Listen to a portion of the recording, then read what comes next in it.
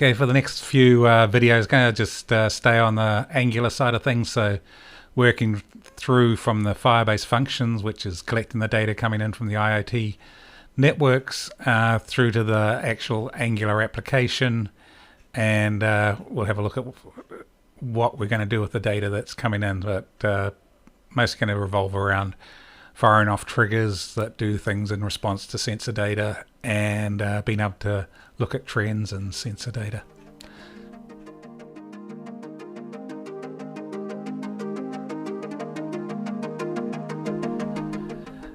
Okay, so I wanted to do a bit of planning for the Angular side of things. I hadn't done too much planning so far, so I went to my Our Checklists application, made a checklist for ourLora project, which we see here. So the things of interest is really this list of checklist items. So let's have a look at this. So I'm going to do a POC for the basic LoRaWAN communication. We saw that in one of the earlier videos. I'm going to create a Sigfox backend service interface. So I did that, I think, in the last video. I'm going to do the POC for using the GPS sensor off the IoT board. I've done that. We saw that in one of the earlier videos. Now looking at some of the stuff I still need to do, I need to do a POC for the pressure, temp and humidity sensor. So that's going to be on the IoT device. It's going to use I2C to read those things off a sensor. Also, same thing for a battery voltage sensor. I'm going to do a POC on the. That's going to be a little different because it's going to use the ESP32's ADC converter. I'm going to create a Firebase data collection function. So on the Firebase function side of things, it needs to collect the data that's coming in from these various IoT networks and deposit the data in a Firestore database. I'm going to create a time series processing function. So most of the IoT data, or all the IoT data, sensor data, is going to be time sequenced. So this is going to be a lot like our probe, so probably be very similar to the function that I wrote for that. I'm going to create a notification capability. So one of the things I see I need to do is, so the two main applications I'm probably going to do straight away will be our boat monitor, so monitoring my boat up on the lake, but also I've got a little sensor out in my mailbox to detect when the mailbox opens and closes. So for that, I want to get a notification to my phone when the mailbox is opened and closed. So that's what this one's going to be, is experimenting with and getting a notification capability going in it. I'm going to create the Angular UI, and that's, as I say here, it's going to be split out into a lot more subtasks, but I'll give you an idea of what that's probably going to kind of look like. Still a lot more design work to do, but I'm going to get some ideas around that.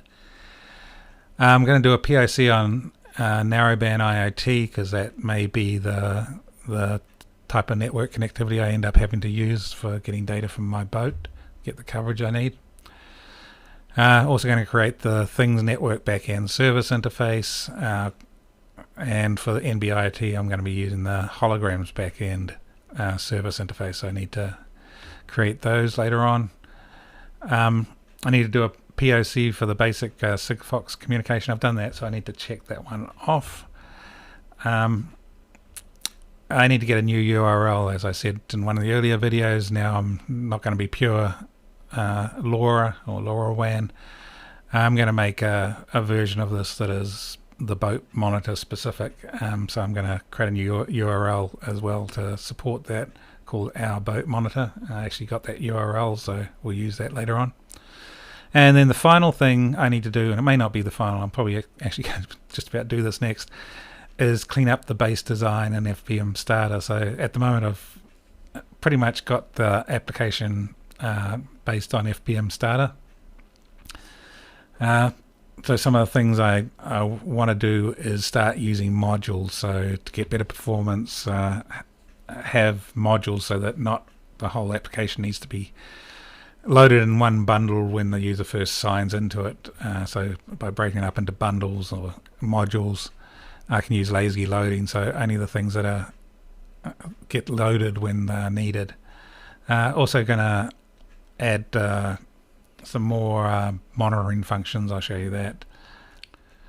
So I wanted to optimize my project that was based on fbmStarter a bit. So one thing I wanted to do was to implement Source Map Explorer, which can show you more detail about what memory different parts of your application are using. So the way I did that was to go into Angular JSON, and here I turned on source map to true and name chunks equals true, and then as you saw there in my package JSON, I made a command called SME that runs Source Map Explorer, and then I just give it the location where my resulting map files are. To get this to work, I need to do ng build prod.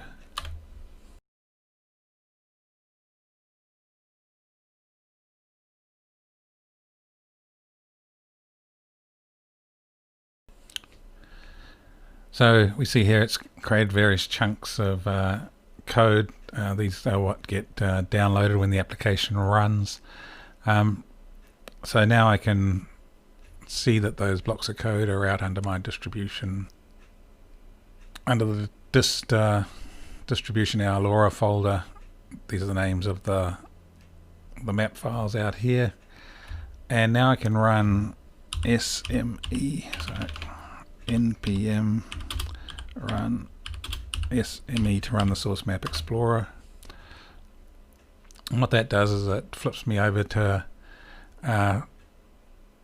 Chrome with a view into those map files. I'm actually only going to look at the one for ES 2015. That's probably what most browsers are going to use. So at the moment I see the total size of my chunks is 1.6 megabytes. It's not too bad, but the interesting things in here is we see Firebase is actually the bigger lump of code in here. 46% of the code is Firebase code. Then the rest is mostly Angular code, and very little of the remaining code is the actual application code. So let's stop here. I was about to do a whole bunch of optimization. I was going to break my application into separate modules, so separate bundles get lazy loaded when they're needed, and reduce the overall amount of data that needs to come across the network to start up the application. But I think this is a bad case of premature optimization. I shouldn't be doing it yet. It's going to make my code a bit more complicated in this case for this application, because it's a pretty simple application, so there's not a real architectural need to break it up into modules. And so at the moment I think I'll leave it as everything in just the main root application module.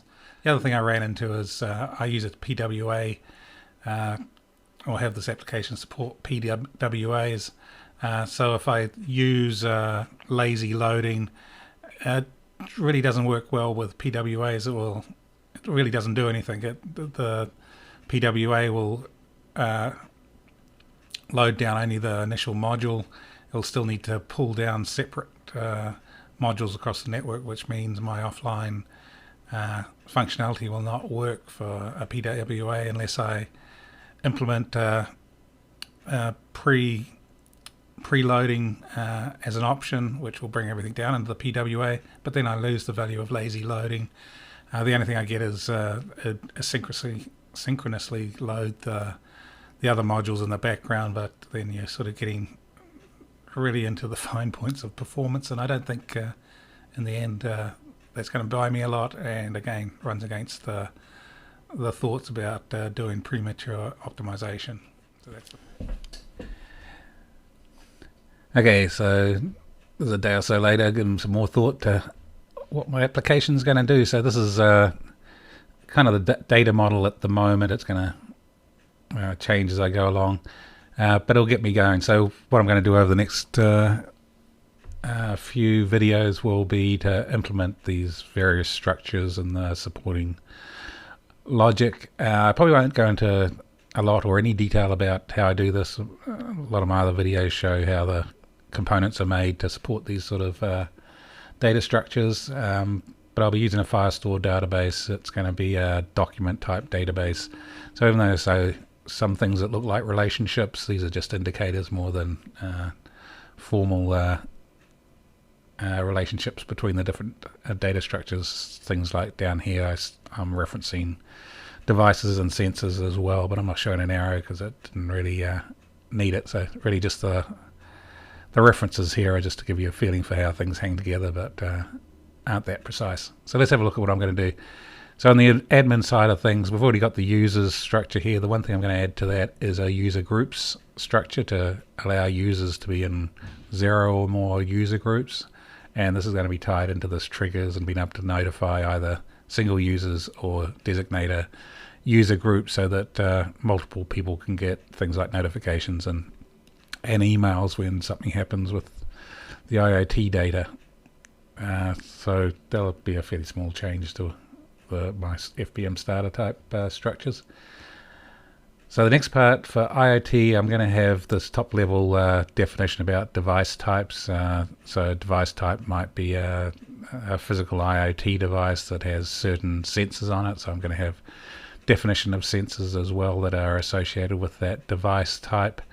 The sensor information is going to have a little bit of information here. I'll show one property, there may be more, but what to look for in the information coming in through my cloud function that represents that particular sensor data, and then the sensor data's unit of measure as well. But there's going to be more things that probably add to this as well. And I'm also going to have a sensor type, just define it as a string. I'm not going to have another structure to keep track of sensor types. There's not going to be that many of them. But things like whether it's a temperature or a humidity reading, so there may be different actual sensors associated with a device type, but this way I can sort of generalize it into saying, hey, this thing, whether it's a temperature off a weather station or a temperature out of an oven, say that it's the same sensor type, that it's measuring temperatures, and that's going to be useful for doing generic things down below. The other thing that's going to be associated with device types is once a device type's defined, so again it may be so for example I've got a door open close sensor on my mailbox, so that may be a device type. So there may be one or more devices that are using that device type. So I may also use door open close sensor on something like my front door or on my garage door, a whole lot of places, on my boat hatch. So even though it's a generic device type, it could be implemented as in multiple devices. So that's what this devices structure is going to do. And the useful thing about that is going to be have a unique device ID that's associated with that device. But we know what sort of device it is by looking at the device type associated with it. Now, all three of these are going to be sort of very important in data acquisition. So remember, the data is coming in through a Firebase cloud function. So I want to do things like be able to identify the data's device that's coming in, do some filtering. So if the device isn't coming from the right network source, and network source is going to be things like the device is either going to be on the Things network, Sigfox network, maybe NB come in through NB-IOT. It may even come in through Wi-Fi if I had some Wi-Fi devices, but look for the network source and maybe associated custom headers in the data as well. If it's not coming from the right place or it hasn't got a valid device ID, reject it, so I don't get a whole lot of data that could be coming in from sources I didn't want, or or even be an attack on my system. So reject all the data that hasn't been registered as a valid device and coming from the associated right places.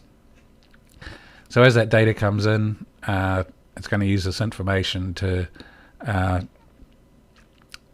populate an events document collection, and this is going to be a lot like our probes, where it's going to be just a basic time series database. So each event for each sensor associated with a device will be registered in this events collection as a separate document. And I'll do the same thing as our probes. I'll also put an events summary structure in place. I haven't shown it here, but they'll be a lot like our probes, where every so often it summarizes by the hour, by the day, on that event data as well, so we can eventually archive and get rid of old event detail if we don't need it after a while. The other piece in here and this is about as complicated as my application is going to get to support different use cases, is this thing called applications. So applications group devices together and are named applications. So an application can have just one device in it, can have multiple devices, and also devices can be in multiple applications. So I might have a weather station outside my house. It could be in an application for just a pure weather monitoring, but it could also be one for my house management to see what the temperature is outside the house. So it's an example of a device being used in two possible applications, and that application's structure is going to be used to tag an application or applications reference onto the event data as well, so we can quickly find events associated with a certain application. The other structure in here is going to be this trigger one. So the other thing I want to do is, if something happens with one of my IoT devices and certain sensor data comes in that's within certain bound of values, so say between 60 degrees and 80 degrees for a temperature sensor, then I may want to trigger an action. Or maybe it's like the mailbox sensor, where an open might be a 1, a close might be a 0. So whenever I see an open value come in, I trigger some sort of action. The actions here I'm thinking about at the moment are to do notifications using Firebase cloud notifications. Also doing emails, so send an email when something happens. So maybe like a water sensor, if there's flooding in the basement, send an email and a notification on that. Or another option may be logging. So those are the 3 trigger actions I've thought of putting in place at the moment. And there's also going to be a target type. So whether at the moment I'll just put 2 in. Target type can be either a user or a user group, and that would really be associated with doing notifications or emails. So that's going to be about it. I'll start with this part here and probably stop when I've got enough there to get the data acquisition going in my cloud function using the data here, and we'll have a detailed look at that. But for now, I'll probably skip the details of making the user interfaces in Angular for doing this, and then we'll just have a look at once those are in place and see how it works with the actual cloud function.